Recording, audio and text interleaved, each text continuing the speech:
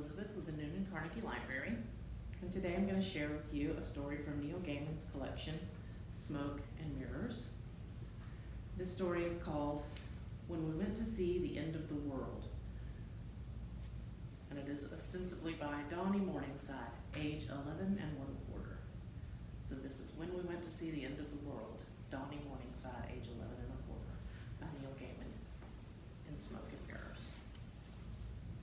What I did on the Founders Day holiday was, my dad said we were going to have a picnic, and my mom said, where? And I said I wanted to go to Ponydale and ride the ponies. But my dad said we were going to the end of the world, and my mom said, oh God. And my dad said, now Tanya, it's time the child got to see what was what. And my mom said, no, she just meant that she thought that Johnson's Peculiar Garden of Lights was nice this time of year. My mom loves Johnson's Peculiar Garden of Lights, which is in Lux between 12th Street and the river. And I like it too, especially when they give you potato sticks and you feed them to the little white chipmunks who come all the way up to the picnic table. This is the word for the white chipmunks, albino. Dolorito Hunsicle said that the chipmunks tell your fortune if you catch them, but I never did. She says a chipmunk told her she would grow up to be a famous ballerina and that she would die of consumption, unloved, in a boarding house in Prague.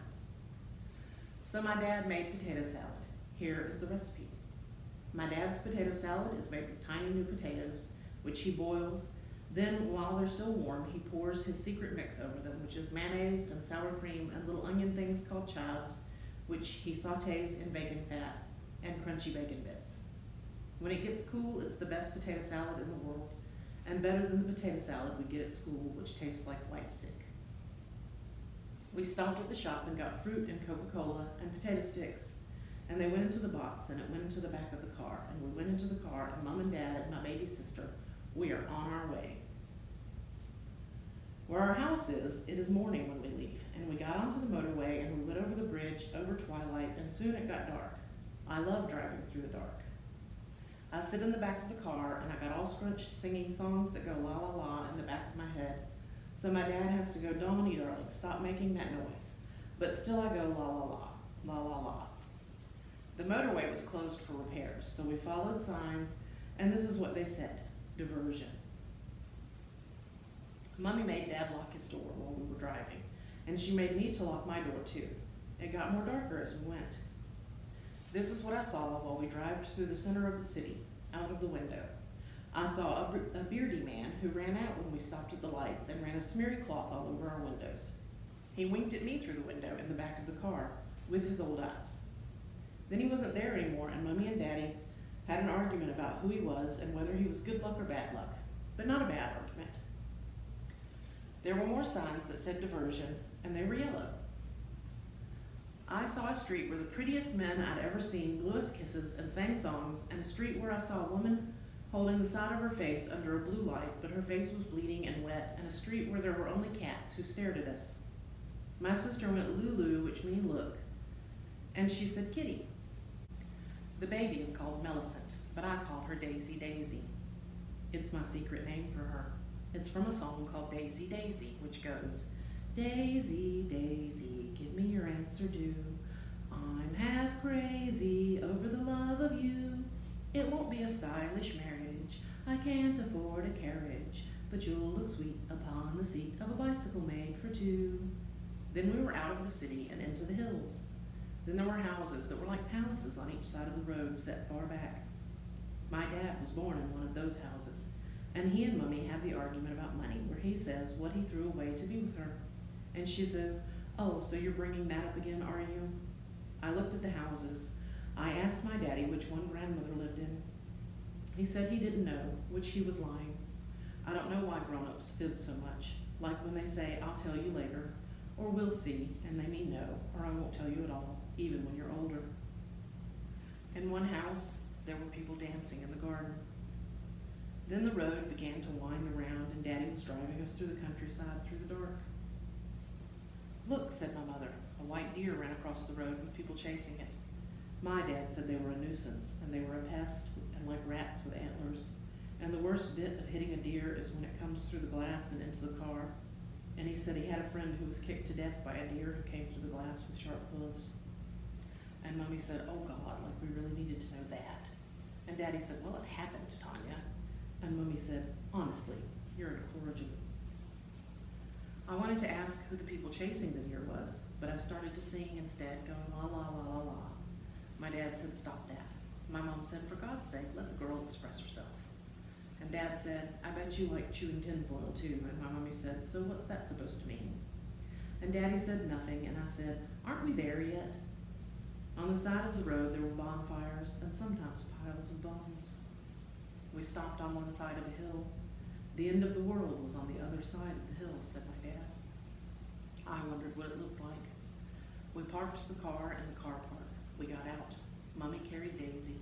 Daddy carried the picnic basket. We walked over the hill in the light of the candles they set by the path. A unicorn came up to me on the way. It was white as snow, and it nuzzled me with its mouth. I asked Daddy if I could give it an apple, and he said it probably has fleas, and Mommy said it didn't. And all the time its tail went swish, swish, swish. I offered it my apple, and it looked at me with big silver eyes, and it snorted like this, harumph, and it ran away over the hill. Baby Daisy said, Lou, Lou.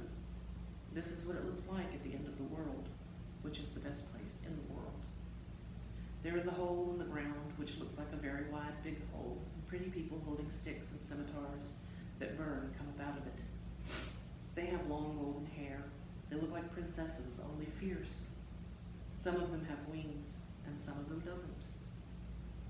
And there's a big hole in the sky, too, and things are coming down from it, like the cat Hetty Man, and the snakes made out of stuff that looks like glitter gel, like I put it in my hair at Halloween. And I saw something that looked like a big old buzzy fly coming down from the sky. There were many of them, as many as stars. They don't move. They just hang there, not doing anything. I asked Daddy why they weren't moving, and he said they were moving, just very, very slowly, but I don't think so. We set up at a picnic table.